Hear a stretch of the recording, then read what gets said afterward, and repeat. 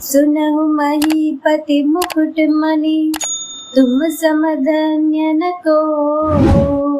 राम लखन जिनके तनय, विश्व विभूषण दो।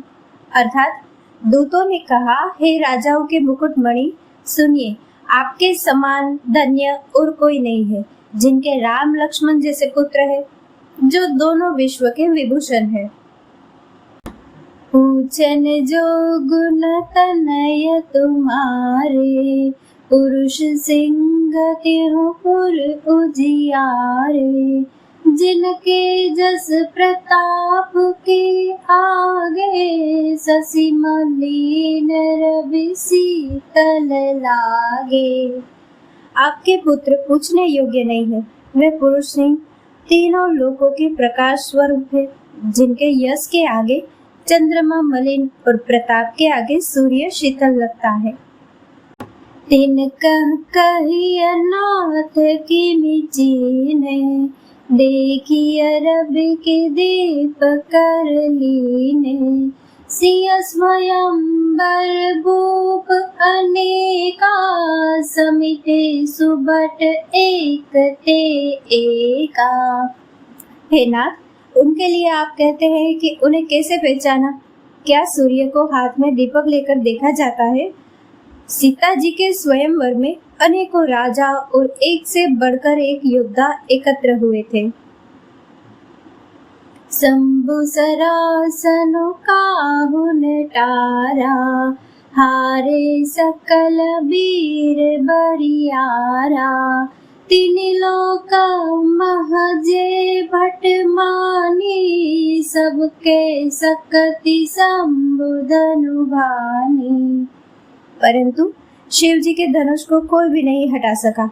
सारे बलवान वीर हार गए। तीनों लोकों में जो वीरता के अभिमानी थे, शिव जी के धनुष ने सबकी शक्ति तोड़ दी।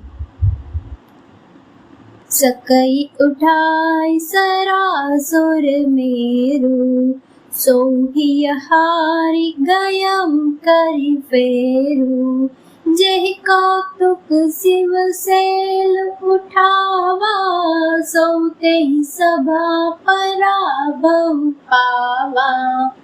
बाणासुर, जो सुमेरु को भी उठा सकता था, वह भी हृदय में हार कर परिक्रमा करके चला गया। और जिसने खेल से ही कैलाश को उठा लिया था, वह रावण भी उस सभा में पराजय को प्राप्त हुआ। तहा राम रघुवंश मणि, सुनिए महामहिपाल। वंजे चाप प्रयास बिनु, जिमि गज पंकज नाल।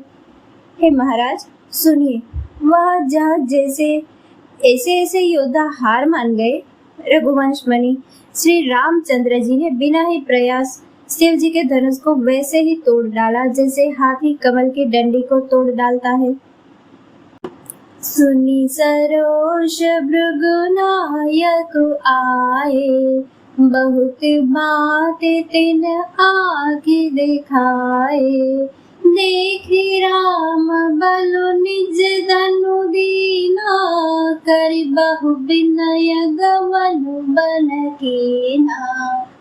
धनुष टूटने की बात सुनकर परशुराम जी क्रोध के भरे आए और उन्होंने बहुत प्रकार से आंखें दिखलाई। अंत में उन्होंने भी श्री रामचंद्र जी का बल देखकर उन्हें अपना धनुष दे दिया और बहुत प्रकार से विनती करके वन को गमन किया।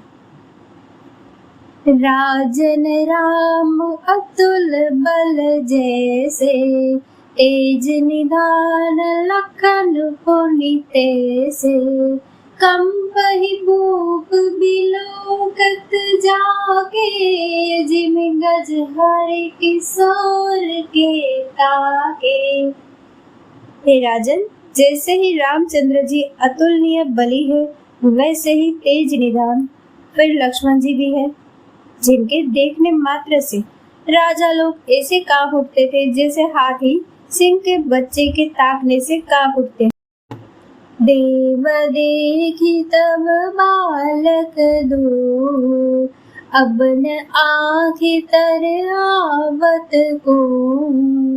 दूत बचन रचना प्रिय ला प्रेम प्रताप वीर रस पागी। हे देव, आपके दोनों बालकों को देखने के बाद अब आंखों के नीचे कोई आता ही नहीं, हमारी दृष्टि पर कोई चढ़ता ही नहीं।